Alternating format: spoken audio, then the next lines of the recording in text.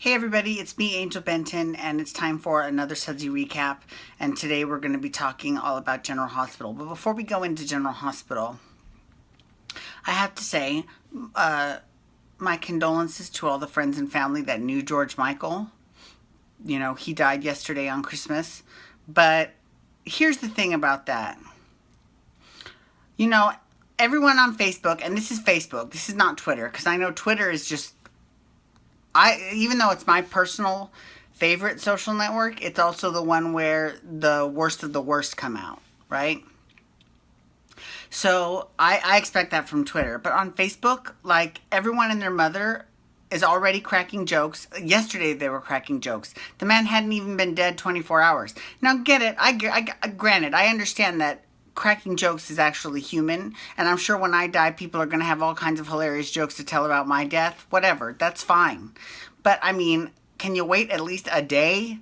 And then not just that, but all the jokes that since everyone's a comedian and everyone's got all these jokes, they're all so stupid. They're all the same ones over and over again. If I read one more time, something about, I'm never going to dance again, or someone should have woke him up before he went, or, something stupid. I mean, like, or, fuck 2016. Someone needs to put a padlock on Betty White. I mean, like, it's just so ridiculous. It's so dumb. I mean, I'm all for having, jokes and conversation, but you got to have intelligent conversation. Like, if one person had told a clever joke, I'd be like, okay, that was clever. That was pretty funny. They haven't done that yet. So I'm just saying, it's all a little hokey to me, but regardless, I just felt like that was just me being a bitter old person in my Facebook rant. Anyways, all right, so General Hospital. So this past week in General Hospital, they had this talk with the children at the hospital.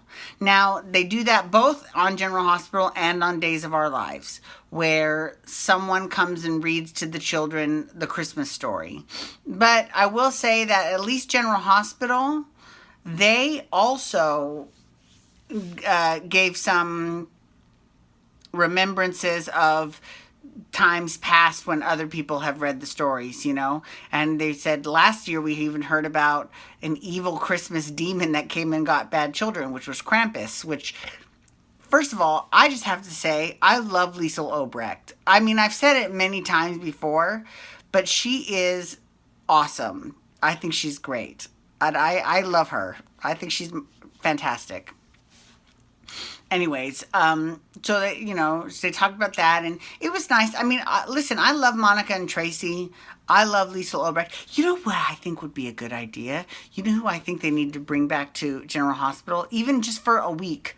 Just, Richard Simmons, right? I think they should just have him on for a week, and because if all these people are saying that he's being held captive by his maid, well, then we can see that he isn't. And B, it would be a nice throwback to back when he was on in 1980. I remember that, by the way. Anyways, so that's just something that I think that they should do. I think it would be a good idea. In terms of Charlotte's paternity. Okay, so this storyline is really bubbling over now, and basically lines are being drawn in the sand between Lulu and Valentine. And Nina is obviously Team Valentine, and Lulu has rubbed Nina the wrong way, and now Nina's like, whatever it takes, we'll get Charlotte. Is that a scab on my lip? It looks discolored.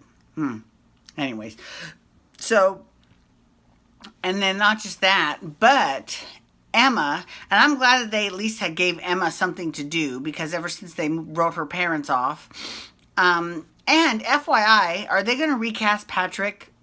Because what's going on with that?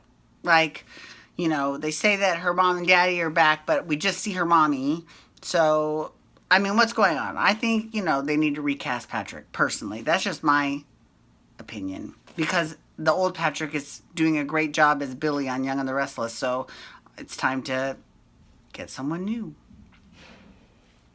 Anyways, so Emma, God bless her, Anna's like, because Emma's becoming friends with Charlotte. 'Cause Charlotte doesn't, there aren't that many little kids in Port Charles. So Charlotte's like, okay. Emma's like, okay, I'm going to go and I'm going to spy on Charlotte. And Anne's like, no, no spying. No, I'm the spy. You don't worry about spying. She's like, no one would suspect me. I'm a little girl, right? And so she ends up going to Valentine's because he invited them so she could play with Charlotte. And then Charlotte forgets something and she's like, oh yeah, that's in my bedroom. And then Emma's like, do you have blah, blah, blah, this room? She's like, how do you know Windermere? She's like, I was friends with a boy who used to live here, which is true. She was friends with Spencer. And that was a while ago, but that was a good front burner story featuring the children. That was cool. But so she used her ability of where she knew everything was in the house, and then she went snooping and she got this picture of Anna when she was a child. No, but back when she was 30 years ago, when she was at the WSB and going through training, and she's, now she's super curious. So kudos to Emma for being able to get some stuff done. And I think that's great. In terms of Hayden and Finn, okay, so Hayden has now been cured of the disease that they have.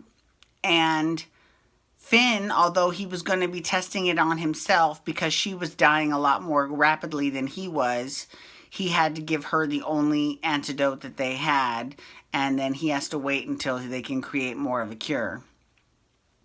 So when they do that, then he'll be fine. But in the meantime, at least Hayden is 100% fine. So that's really all that happened on that week. Although we did see that her mother got out of prison and was right by her side and was talking to Dr. Finn all about, I don't know if you're the right man to fix my daughter, blah, blah, blah. And then he gives her the cure. And she's like, oh, okay. So then she shuts up. Okay, so then after that, there's the issue with the whole Corinthos family, right? So right now we've got Nell, who has slept with Sonny and is keeping quiet about it, but, everything she's doing now is really putting Sonny on edge, right? So she's, it is what it is. And then you've got Jason, who now knows about this secret and is now torn between telling his friend Carly or not saying anything. And, you've got Sonny racked with guilt. Who knows what game Nell's trying to play? Obviously, she's got it in for Carly. We don't know why or what for. We don't know anything about any of that. So I'll be very curious to see how that ties in. And then also, in addition to this whole Corinthos drama, we have Franco and Liz Weber.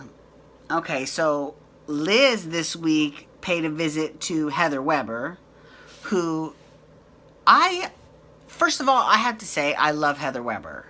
I've loved Heather Weber since the 80s, okay? I think she's great. Here's the thing. I don't want, anytime something goes wrong, they always end up getting pinned on Heather Weber all the time. And I feel like that's kind of become a little bit of a writing crutch, okay, well, we're going to make it Heather Weber's fault. Like, for example, when there were two victims that it didn't really make sense that Paul would attack, that's because Heather did it because she thought that Franco was the one who committed the murder, so she didn't want everyone all out on Franco. I mean, it's all silly, but... So that's basically all that happened on General Hospital this week. I do want to say thank you so much for logging on today and have a great Boxing Day. And then I want to say to follow me on Twitter at Angel Benton. You can hashtag GH to talk General Hospital. You can also hashtag Pump Rules to talk Vanderpump Rules, which I'll be doing tonight after the show airs. And that's pretty much it. So thank you so much for logging on. I do appreciate you all. It is very nice of you to spend your time with me. It's much appreciated. Okay, take care, everyone. Have a wonderful night. Wubba, wubba, wubba.